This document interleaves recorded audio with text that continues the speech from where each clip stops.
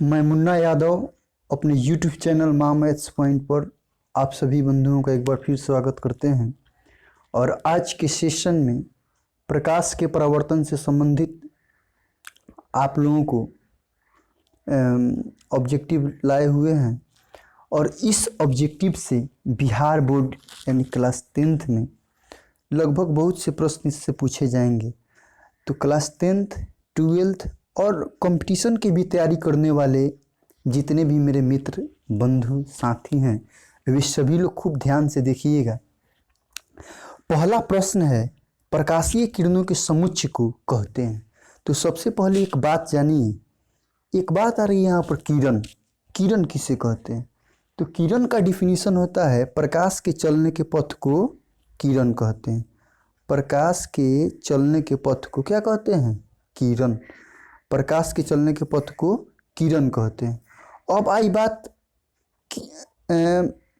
किरण पुंज की, तो किरणों के समूह को या किरणों के समुच्चय को प्रकाश पुंज कहते हैं।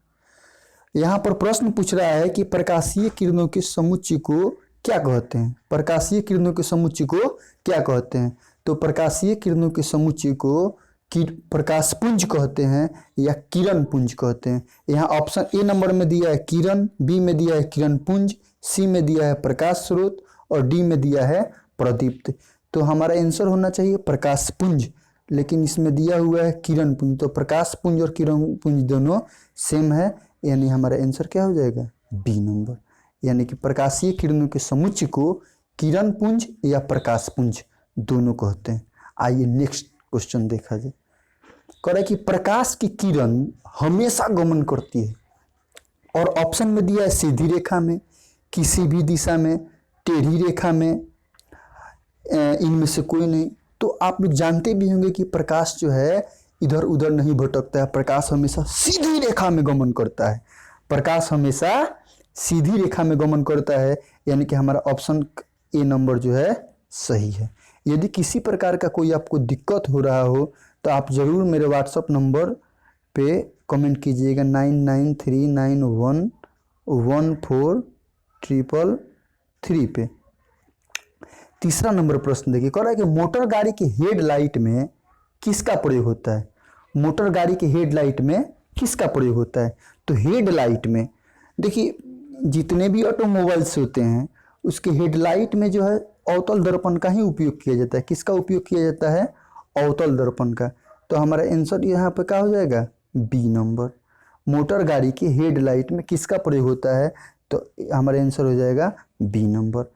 मोटर गाड़ी की हेडलाइट में अवतल दर्पण का उपयोग किया जाता है। नेक्स्ट क्वेश्चन देखिए, देखा रहा है कि अवतल दर्पण को कहा जाता है। देखिए बहुत इंपॉर्टेंट क्वेश्चन है यह, जो क्वेश्चन है बहुत इंपॉर्टेंट क्वेश्चन है। इसको आप बोर्ड मॉडल कर लीजिए। क्या कर लीजिए? बोर्ड मॉडल या VVI। कह रहा है कि अवतल दर्पण को कहा जाता है, अवतल दर्पण को कहा जाता है। ए नंबर में दिया है अभिसारी दर्पण, बी में दिया है अपसारी दर्पण और सी में दिया है इनमें से सभी। तो अवतल दर्पण को क्या कहा जाता है? अवतल दर्पण को कहा जाता है अभिसारी दर्पण। क्या कहा जाता है? अभिसारी।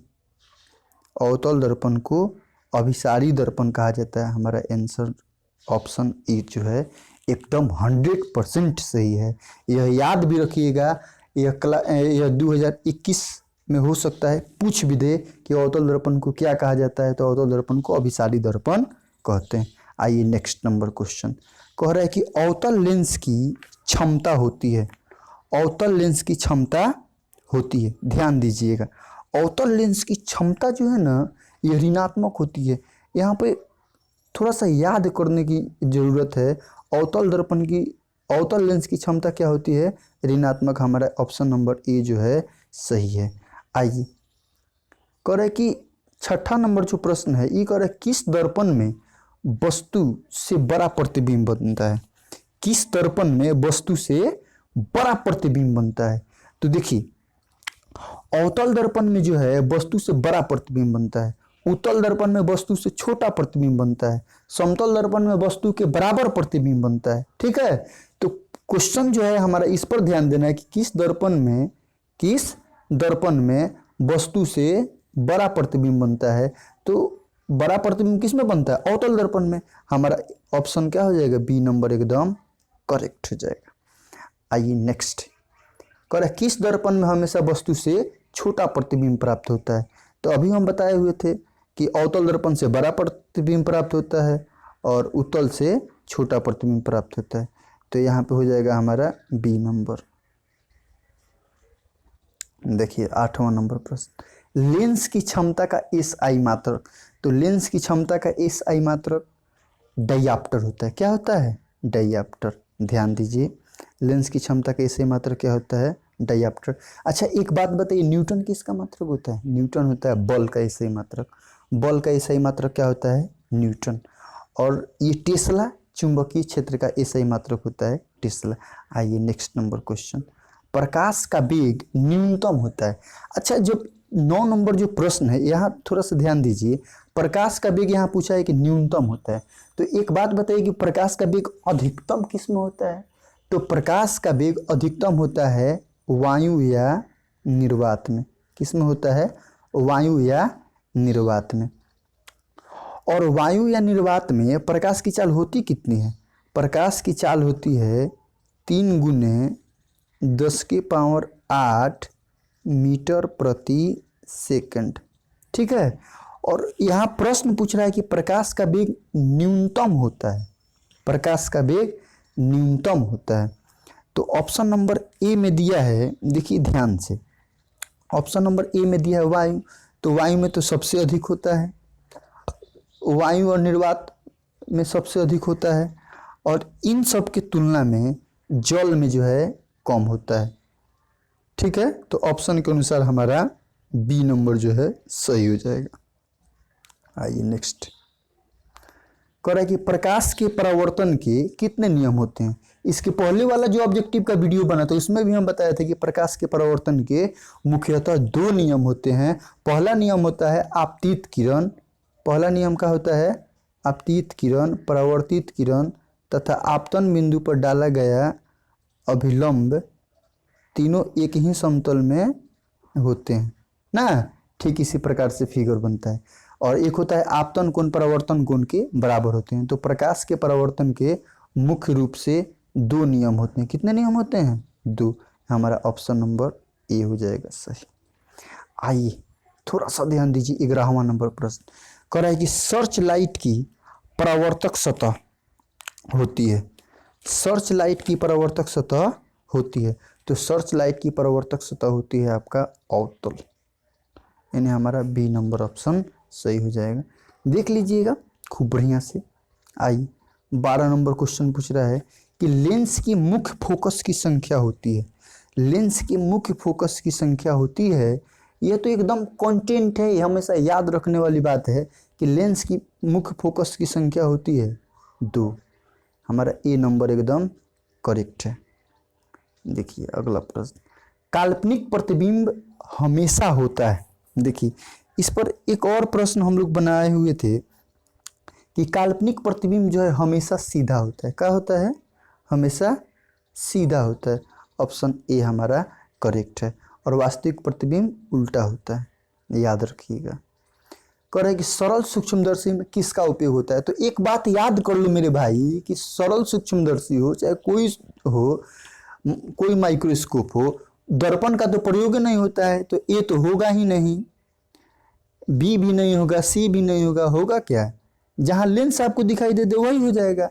और इसमें ऑप्शन के अनुसार तो हमारा डी नंबर एकदम 100% करेक्ट है। तो सरल सूक्ष्मदर्शी में किसका उपयोग होता है? डी, उत्तल लेंस का। ठीक है।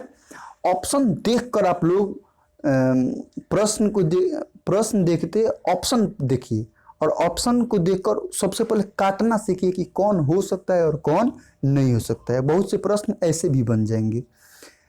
15वां नंबर क्वेश्चन है कि आपतित किरण और अभिलंब के बीच के कोण को क्या कहते हैं? तो आपतित किरण और अभिलंब के बीच के कोण को कहते हैं आपतन कोण। देखिए हम यहाँ पर फिगर बना दे रहे हैं। देखिए आपतित किरण, ठीक है,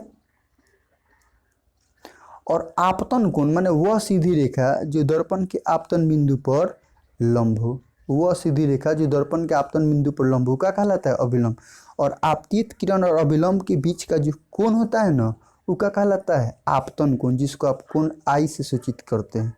ये हमारा ऑप्शन नंबर ए जो है सही हो जाएगा। 16वां नंबर पूछ रहा है कि निर्गत किरण और अभिलंब के बीच के कोण को, तो आपतित किरण और अभिलंब के बीच के कोण को आपतन कोण, तो निर्गत किरण और अभिलंब के बीच के कोण को क्या कहते हैं? परावर्तन कोण। हमारा बी नंबर एकदम सही हो जाएगा। आइए 17वां नंबर क्वेश्चन देखिए। आप लोग जरूर वीडियो को लाइक कीजिएगा और चैनल को सब्सक्राइब जरूर कर लीजिएगा, क्योंकि आप लोगों को नित्य प्रतिदिन आने वाली वीडियो मेरा जो है आपको मिले। दर्पण के ध्रुव और फोकस के बीच की दूरी को क्या कहते हैं? फोकस दूरी। क्या कहते हैं? फोकस दूरी। हमारा ऑप्शन नंबर ए सही हो जाएगा। 18वां नंबर प्रश्न देखिए। कह रहे कि गोलीय विपत्तन को दूर करने के लिए किस दर्पण का उपयोग किया जाता है? बहुत सुंदर सवाल है। गोलीय विपथन को दूर करने के लिए किस दर्पण का उपयोग किया जाता है? तो गोलीय विपथन को दूर करने के लिए ना तो अवतल दर्पण का उपयोग होता है, ना ही उत्तल दर्पण का उपयोग होता है, ना ही समतल दर्पण का उपयोग होता है। तो यहाँ ऑप्शन में तो एक ही बच गया, परावलयिक दर्पण। तो एकदम स्वैग के साथ आप लिख सकते हैं, स्वैग के साथ स्वागत कीजिए सी का, परावलयिक दर्पण, और यही हमारा हो जाएगा सही। आइए 19वां नंबर सवाल। वे पदार्थ जो स्वयं प्रकाश उत्सर्जित करते हैं वो क्या कहलाते हैं? आत्मदीप्त पदार्थ, और ये हो गया आपका ए नंबर। और ये 20वां नंबर प्रश्न देखिए। कह रहा है कि प्रकाश की किरणों के पहले माध्यम में ही वापस लौटने की क्रिया को क्या कहते हैं? तो प्रकाशीय किरणों के एक माध्यम से नहीं, किसी सतह से एक ही माध्यम में या समान माध्यम में प्रकाश के मुड़ने की घटना को प्रकाश का परावर्तन कहते हैं। तो वही बात यहाँ भी है, प्रकाश की किरणों के पहले माध्यम में ही वापस लौटने की क्रिया को क्या कहते हैं? प्रकाश का परावर्तन।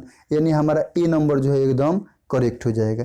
इसका डिफिनीशन होता है किसी सतह से एक ही माध्यम में या सामान्य माध्यम में प्रकाश के मुड़ने की घटना को प्रकाश का परावर्तन कहते हैं। यदि आपको वीडियो अच्छी लगी हो तो आप लोग जरूर वीडियो को लाइक कीजिएगा, ठीक है, और चैनल को क्या कर लीजिएगा? सब्सक्राइब, चैनल को सब्सक्राइब कर लीजिएगा, और 2-4-5 ग्रुप में आप लोग इसको शेयर कर दीजिएगा।